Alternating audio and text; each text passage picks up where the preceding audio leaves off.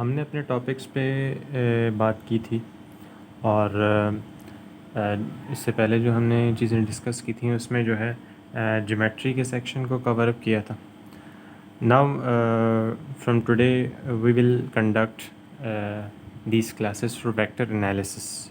आपका जो ज्योमेट्री का जो पूरा एक कोर्स है इसमें कई डिफरेंट सेक्शंस हैं। एक सेक्शन उसमें जो है आपका प्लेन ज्योमेट्री का है, एक सेक्शन 3D ज्योमेट्री का और एक सेक्शन आपका वेक्टर एनालिसिस का है। तो उससे पहले हम वेक्टर को थोड़ा सा डिस्कस करके जो वेक्टर के डिफरेंट पोर्शंस हैं और डिफरेंट रिलेटेड टॉपिक्स हैं हम उसे आगे चल के डिस्कस करेंगे। वेक्टर के हवाले से मैंने थोड़ी बहुत आपको एक इंट्रोडक्टरी क्लास में थोड़ी कुछ चीज़ें आपको बताई थी, उसको हम दोबारा अगेन देखते हुए हम आगे बढ़ जाएंगे। वेक्टर्स के बारे में बताया था कि वेक्टर एक ऐसी क्वांटिटी है जो कि मैग्नीट्यूड और डायरेक्शन जिसमें दोनों चीज़ें मौजूद होती हैं, और इसकी डिफरेंट एग्जांपल आप देख सकते हैं। वेलोसिटी है, फोर्स है, टॉर्क है, एक्सेलरेशन है, दे ऑल आर वेक्टर्स। ये सारे के सारे वेक्टर्स हैं। Zero vector has zero length, it is the only vector with no specific direction. Zero vector वाहिद वो वेक्टर है कि जिसकी लेंथ जो है वो ज़ीरो होती है और इसमें कोई डायरेक्शन, स्पेसिफिक डायरेक्शन नहीं होती। वरना अमूमन आम तौर पे अगर कोई भी वेक्टर होगा तो उसमें मैग्नीट्यूड, उसकी लेंथ और उसका कोई ना कोई डायरेक्शन होगा। इसके बारे में हम डिटेल्ड बहुत कुछ देख चुके हैं कि वेक्टर्स हम अपनी रियल लाइफ में किस तरह डिफ़ाइन कर सकते हैं। अब जो इम्पॉर्टेंट फैक्टर है वो ये क्या है कि हम अगर एक से ज़्यादा वेक्टर्स को कंबाइन करें तो फिर हमें क्या मिलता है। अब कॉम्बिनेशन डिफरेंट तरीक़ों से हम कर सकते हैं। दो वेक्टर की कॉम्बिनेशन वेक्टर की एडिशन से भी कर सकते हैं, दो वेक्टर की कॉम्बिनेशन वेक्टर के प्रोडक्ट से भी कर सकते हैं। तो ये दो अलग अलग पोर्शन है पूरा वेक्टर का। सबसे पहले हम जब कंबाइनिंग वेक्टर्स की बात करते हैं तो हम वेक्टर एडिशन की बात करते हैं। अब वेक्टर एडिशन में जो बेसिक रूल है वो हेड टू टेल रूल है। हेड टू टेल रूल क्या कहता है कि आप एक वेक्टर के हेड को दूसरे वेक्टर के टेल से आप कनेक्ट कर दें तो इसके नतीजे में जो इन दोनों का सम मिलेगा वो एक अनदर वेक्टर मिलेगा। अब वो किस तरह का वेक्टर होगा, वो पहले वेक्टर के टेल से कनेक्टेड होगा और वो दूसरे वेक्टर के हेड से कनेक्टेड होगा। इस तरह ये एक ट्रायंगल फॉर्म करेगा और इस रूल को ट्रायंगल लॉ या ट्रायंगल प्रॉपर्टी भी कहते हैं वेक्टर एडिशन की। आमतौर पे वेक्टर्स को हम दो पॉइंट से रिप्रेजेंट करते हैं। पहला पॉइंट जो टेल होता है जिसे हम टिप कहते हैं उसे पॉइंट ए कह दिया। दूसरा पॉइंट जो हेड होता है उसे पॉइंट बी कह दिया। अब ये वेक्टर यू जनरेट हो रहा है वेक्टर ए टू बी, ठीक है। इसी तरह vector v vector B to C generate हो रहा है एंड इनका सम जो है वेक्टर ए टू सी आ रहा है। तो ये चीज़ यहाँ पे इस तरह डिफाइंड है, vector A C is equal to vector A B plus vector B C. तो दो वेक्टर का एडिशन या सम आमतौर पे एक न्यू वेक्टर आता है। ज्योमेट्रिकली इसकी बहुत सारी इंटरप्रिटेशन हम यूज़ कर सकते हैं और we can use triangular law और एज वेक्टर एडिशन, और we can use parallelogram law for vector addition. Parallelogram law भी यूज़ किया जाता है वेक्टर की एडिशन के लिए, वो एक अलग टॉपिक है, हम उस पर फ़िलहाल इन डिटेल नहीं जा रहे। तो ये वेक्टर की एडिशन हम आमतौर पे देखते हैं। ज़्यादातर आपको जो मैथमेटिक्स में वेक्टर्स का सामना होगा वो उसकी कंपोनेंट फॉर्म होगी। अब वेक्टर्स की कंपोनेंट फॉर्म किस तरह की होती है? आमतौर पे component form of a vector क्या होता है, ये एक इम्पॉर्टेंट सेक्शन है जो कि हमने मैथमेटिकल वेक्टर्स के लिए कवर अप करना होता है। चूँकि हमने वेक्टर को समझने के लिए उसके कंपोनेंट फॉर्म को समझना ज़रूरी होता है। For some purposes it is best to introduce a coordinate system and treat vectors algebraically. Vector को समझने के लिए हमें कोऑर्डिनेट सिस्टम को इंट्रोड्यूस कराना होता है और उसके बाद फिर हम क्या करते हैं, उसके कंपोनेंट फॉर्म को उसके कोऑर्डिनेट सिस्टम के तहत हम रीड करते हैं उसको। सपोज दैट एक पोजीशन वेक्टर आप जनरेट करना चाह रहे हैं इन टू डायमेंशन, एक टू डायमेंशनल प्लेन है, ये एक्स एक्सिस है, ये वाई एक्सिस है। अच्छा, एक पॉइंट है ए, इसके कोऑर्डिनेट को A1, A2 का नाम दिया है। अब अगर ओरिजिन से इस पॉइंट तक का अगर कोई वेक्टर जनरेट होगा, वेक्टर ओ ए उसे कहेंगे, वेक्टर ओ टू ए है, दैट इज़ वेक्टर ओ ए। अब उस वेक्टर को हम कंपोनेंट वाइज कैसे डिनोट करेंगे, वो वेक्टर होगा A1, A2। चूँकि ओरिजिन की वैल्यू, ओरिजिन के कोऑर्डिनेट ज़ीरो होते हैं तो ओरिजिन का कोई रोल नहीं होगा इसके कंपोनेंट फॉर्म में। सिर्फ कौन सा पॉइंट रोल अदा करेगा, जो मेन पॉइंट है ए इससे वेक्टर जनरेट हो रहा है, उसी के कोऑर्डिनेट को हम वेक्टर के कंपोनेंट के तौर पे यूज़ करते हैं। बाज़ औक़ात for the similarity of the point, ये पॉइंट और ये वेक्टर एक जैसी फॉर्म आ गई, तो इसकी सिमिलैरिटी से बचने के लिए हम एंगुलर ब्रैकेट को भी यूज़ किया जाता है। एंगुलर ब्रैकेट कहलाते हैं ये एंगल की फॉर्म में लिखते हैं। तो बाज़ औक़ात इस तरह वेक्टर को डिनोट किया जाएगा, बाज़ औक़ात इस तरह वेक्टर को डिनोट किया जाएगा। 3D स्पेस में, ये 2 डायमेंशनल स्पेस की बात थी। 3D स्पेस में ये काम कैसे होगा, A1 A2 A3, ये A1 A2 A3 ये क्या है, ये किसी पॉइंट A को रिप्रेजेंट कर रहा है जो कि 3 डायमेंशनल स्पेस में मौजूद है। अब इसका वेक्टर आप इस तरह डिनोट कर लें, इस तरह डिनोट कर लें। This is a position vector, ये एक पोजीशन वेक्टर है। पोजीशन वेक्टर एक ऐसा वेक्टर होता है जिसका इनिशियल पॉइंट ओरिजिन पर हो। तो यही बता रहे whose initial point is at origin and terminal point is any point. इसका मतलब ये है कि नॉन पोजीशन वेक्टर्स भी होते हैं, यानी कि एक ऐसा वेक्टर जिसका कोई भी पॉइंट ओरिजिन पर ना हो। जब पॉइंट ओरिजिन पर ना हो तो पोजीशन वेक्टर तो नहीं होगा, लेकिन वो कोई दूसरा वेक्टर होगा। वो क्या होगा, given are 2 points A and B। A के कोऑर्डिनेट्स हैं x1 y1 z1, बी के कोऑर्डिनेट्स हैं x2 y2 z2। Then the vector A represent A B, vector A B is क्या होगा, ये वेक्टर ए बी, उसे आप वेक्टर ए का नाम दे रहे हैं, वो x2 minus x1 comma y2 minus y1 comma z2 minus z। ये जो कंपोनेंट आए हैं ये कंपोनेंट फॉर्म है इस वेक्टर ए बी के। अब आप देख रहे हैं जो पॉइंट बाद में है, ए से लेके बी तक के जा रहा है, बाद वाला पॉइंट बी है, फर्स्ट पॉइंट ए है। तो बाद के कोऑर्डिनेट्स को पहले के कोऑर्डिनेट से डिफरेंस निकाला, x2 minus x1, y2 minus y1, z2 minus z। अगर हम यहाँ पे वेक्टर बी ये निकालना चाहें तो ये एक दूसरा वेक्टर होगा और उसकी वैल्यू कैसे आएगी, x1 minus x2, y1 minus y2, z1 minus z2। तो इस तरह एक अपोजिट वेक्टर आ जाएगा। तो ये इम्पॉर्टेंट होता है कि आप वेक्टर इनिशिएट कहाँ से कर रहे हैं और कहाँ तक लेके जा रहे हैं उसे। Find the vector represented by the directed line segments with the point A and the terminal point B. एक ऐसा वेक्टर फाइंड आउट करना है जो कि डायरेक्टेड लाइन सेगमेंट, चूँकि हर वेक्टर एक डायरेक्टेड लाइन सेगमेंट होता है। अब उसके इनिशियल पॉइंट ए और टर्मिनल पॉइंट बी को बता दिया क्या है, with point A and the terminal point B. ये ऑलरेडी बता दिया है कि ये ए जो है ये इनिशियल है और बी टर्मिनल है। इसका मतलब ये है कि आपको जो वेक्टर बनाना है वेक्टर ए टू बी बनाना है। सो आपने कोऑर्डिनेट्स के नाम दिए इसको, x1 y1 z1, x2 y2 z2, और बाय यूजिंग दिस कंडीशन आपने इस वेक्टर को निकाल लिया है। तो ये जो वेक्टर आया, आप इस वेक्टर का वेक्टर ए भी कह दिया आपने इसे, -4 4 और -3 आ गई। तो ये एक वेक्टर है और उसकी कंपोनेंट फॉर्म ये है। अब आपका एक काम ये है कि इसकी अपोजिट वेक्टर को भी आप फाइंड आउट कीजिए, वेक्टर बी। तो उससे अंदाज़ा होगा कि अपोजिट वेक्टर किस तरह के वेक्टर्स आपके पास आएंगे। किसी वेक्टर के मैग्नीट्यूड की जब हम बात करते हैं तो वेक्टर का मैग्नीट्यूड एक्चुअली उस वेक्टर की डिफाइनिंग प्रॉपर्टी होती है। क्योंकि हम ही जानते हैं कि वेक्टर एक ऐसी क्वांटिटी है जिसमें 2 इम्पॉर्टेंट फैक्टर्स होते हैं। एक उस वेक्टर का मैग्नीट्यूड होता है जिसे लेंथ ऑफ द वेक्टर भी कहते हैं, और एक उस वेक्टर की डायरेक्शन होती है। अब इस मैग्नीट्यूड या लेंथ को फाइंड आउट करने के लिए कंपोनेंट जो है बहुत अहम किरदार अदा करते हैं क्या है हम, द मैग्नीट्यूड और length of the vector is denoted by both vertical line और डबल वर्टिकल लाइन। दोनों जो है कॉमन नोटेशन है। बाज़ औक़ात सिर्फ एक पेयर ऑफ वर्टिकल लाइन से उसे डिनोट करते हैं, बाज़ औक़ात 2 पेयर ऑफ वर्टिकल लाइन से डिनोट करते हैं। दोनों सेम चीज़ को डिनोट करते हैं। Also called norm. मैग्नीट्यूड और लेंथ ऑफ अ वेक्टर को नॉर्म भी कहते हैं।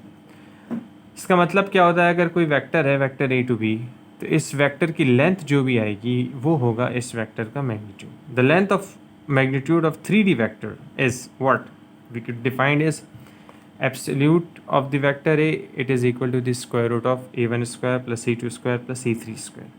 So अगर आपके पास एक वेक्टर है और इस वेक्टर का मैग्नीट्यूड निकालना है, सो हाउ टू फाइंड, आप ईच कंपोनेंट का स्क्वायर लें और उसको ऐड कर दें, आपके पास उसकी मैग्नीट्यूड या उसकी लेंथ की वैल्यू आ जाएगी। यहाँ पे जो आपके पास आया है स्क्वायर रूट ऑफ 41 आया है।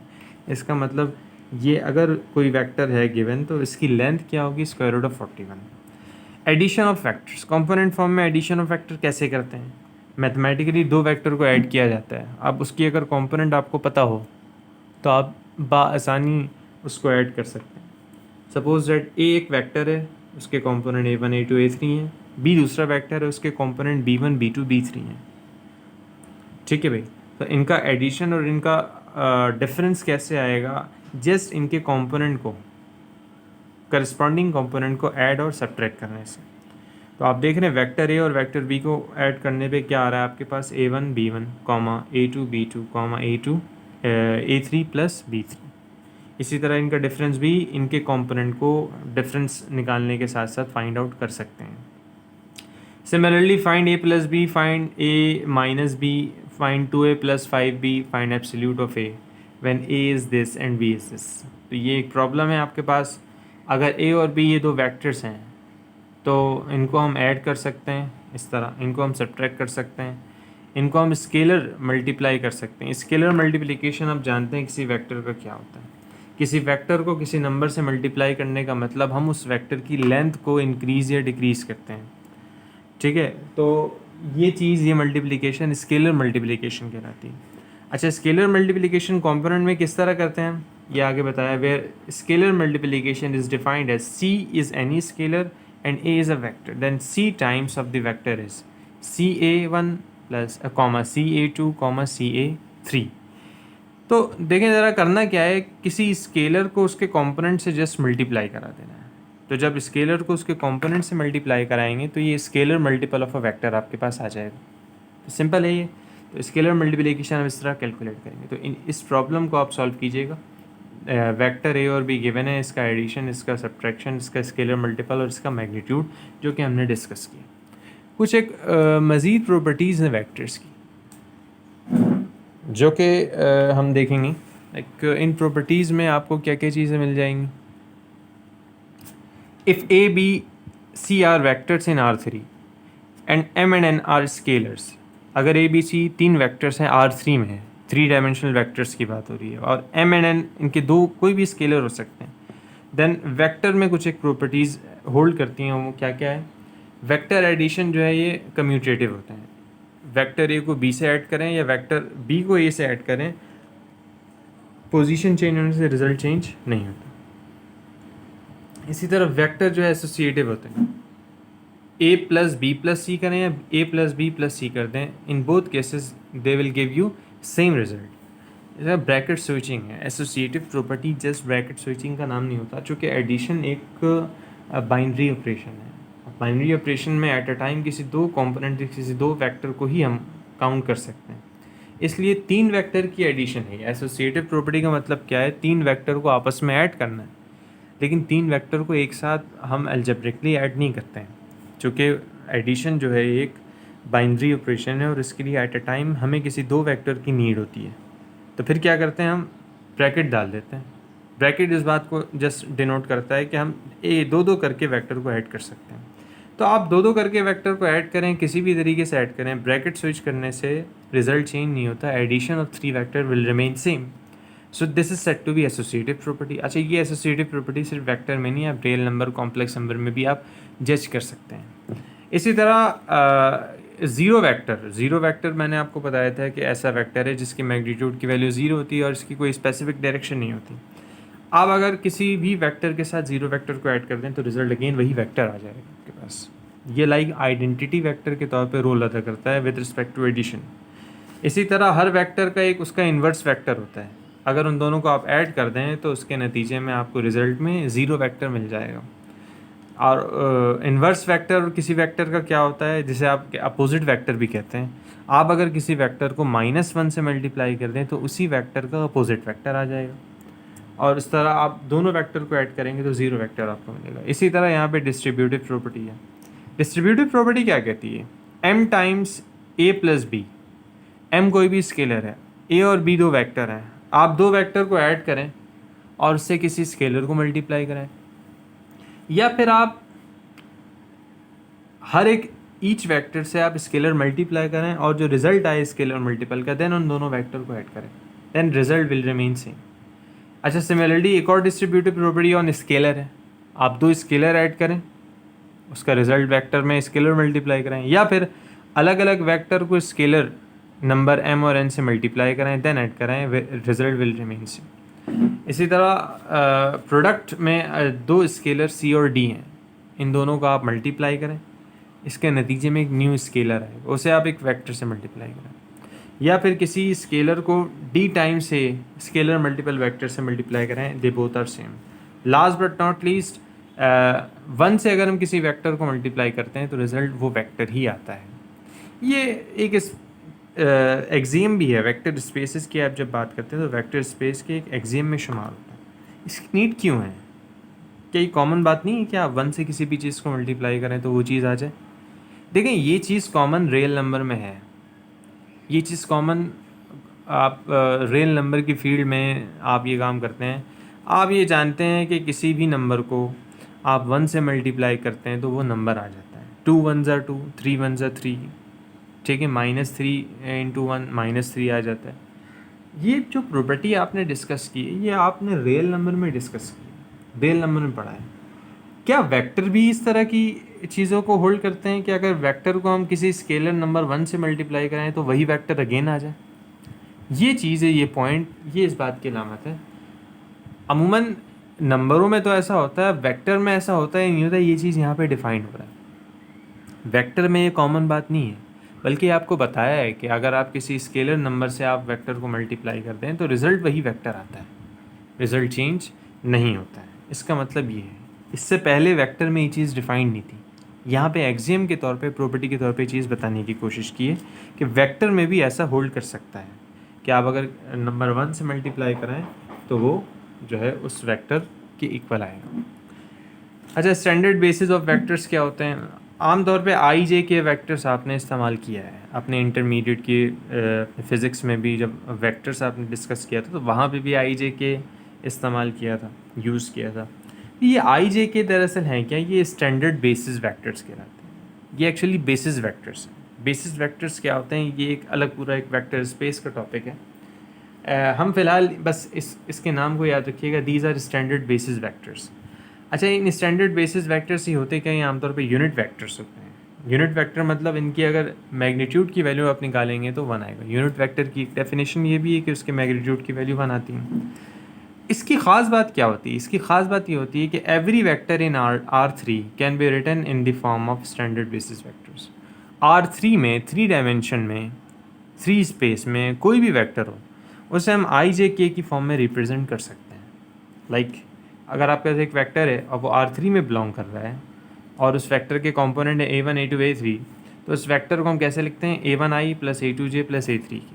ये स्टैंडर्ड फॉर्म है और यही कहा जाता है कि किसी भी वेक्टर को हम उसके लीनियर स्टैंडर्ड बेसिस वेक्टर के लीनियर कॉम्बिनेशन फॉर्म में लिख सकते हैं। इसमें i जो है 1 0 0 है, j जो है 0 1 0 और k जो है 0 0 1 है। ये स्टैंडर्ड बेसिस वेक्टर्स हैं। So for example, if you are given a vector a i plus 2j minus 3k and you are given vector b 4i plus 7k, इसमें j मिसिंग है तो j को हम 0 के साथ लिख सकते हैं। Then express 2a plus 3b in terms of I J K. तो फिर 2a प्लस 3b को आई जे के की फॉर्म में आप लिखें, या आप लिख सकते हैं। क्या करना है? जस्ट इन दोनों को पहले स्केलर मल्टीप्लाई कराना है, 2 से a को मल्टीप्लाई कराना है, 3 से b को मल्टीप्लाई कराना है और उसके बाद दोनों को ऐड कर देना है। ऐड करने पे i कंपोनेंट i के साथ ऐड होगा, j कंपोनेंट j के साथ ऐड होगा, k कंपोनेंट k के साथ ऐड होगा। तो इस तरह आप स्टैंडर्ड बेसिस वेक्टर की फॉर्म में एडिशन का काम भी कर सकते हैं। नाउ यूनिट वेक्टर्स क्या होते हैं आमतौर पर? Unit vector is a vector whose length is 1। In general, if a vector is a non-zero vector, then unit vector has the same direction as defined by the u के ऊपर cap लगा देते हैं। कैप इस बात की निशानदेही कि ये एक वेक्टर है और ये यूनिट वेक्टर है। किसी भी वेक्टर को उसके अगर आप मैग्नीट्यूड से डिवाइड करते हैं तो जो वेक्टर आएगा वो यूनिट वेक्टर आएगा। नतीजतन जब आप उसका मैग्नीट्यूड निकालेंगे तो मैग्नीट्यूड यानी कि लेंथ की वैल्यू 1 आएगी। सो आप अभी आपने देखा है आई जे के भी इसी तरह के यूनिट वेक्टर्स हैं।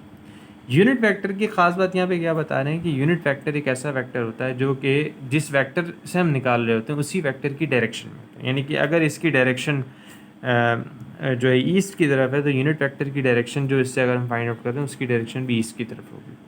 Find the unit vector in the direction of the vector 2i minus j minus 2k। इस वेक्टर की डायरेक्शन में जो भी यूनिट वेक्टर है उसको फाइंड आउट करें। इस तरह फाइंड आउट कर सकते हैं। So do it yourself. Find direction cosines of a vector u and approximate the direction angle to the nearest degree. ये एक प्रॉब्लम है। इसको करने से पहले हमें डायरेक्शन कोसाइन और डायरेक्शन एंगल्स को थोड़ा सा समझना होगा। इसके लिए मैं स्विच ओवर करूँगा टॉपिक की तरफ। देखें, ये आपके पास direction cosines and direction angles के बारे में कुछ एक डिस्कशन है।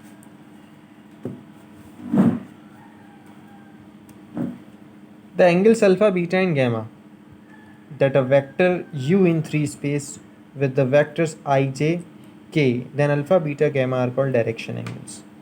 Direction angles alpha beta gamma को कह रहे हैं, और ये डायरेक्शन एंगल कहाँ बन रहे हैं? ये किसी वेक्टर के साथ बन रहे हैं। अगर किसी वेक्टर को हम 3 स्पेस में जनरेट करें और एक्स एक्सिस, वाई एक्सिस और जी एक्सिस के साथ उसके एंगल्स बनना शुरू हो जाएं लाइक दिस, जैसे कि आपको ये एक छोटी सी फिगर दिख रही है। इसमें ये 3 डायमेंशनल एक स्पेस है, इसमें ब्लू लाइन से एक वेक्टर है। अच्छा, इस वेक्टर का एक्स एक्सिस के साथ भी एंगल बन रहा है, वाई एक्सिस के साथ भी एंगल बन रहा है, जी एक्सिस के साथ भी एंगल बन रहा है। ये जो एंगल बन रहे हैं एक्स एक्सिस के साथ, इसको अल्फ़ा कहा जा रहा है, वाई के साथ बीटा कहा जा रहा है और जी के साथ गैमा कहा जा रहा है। ये कहलाते हैं डायरेक्शन एंगल्स।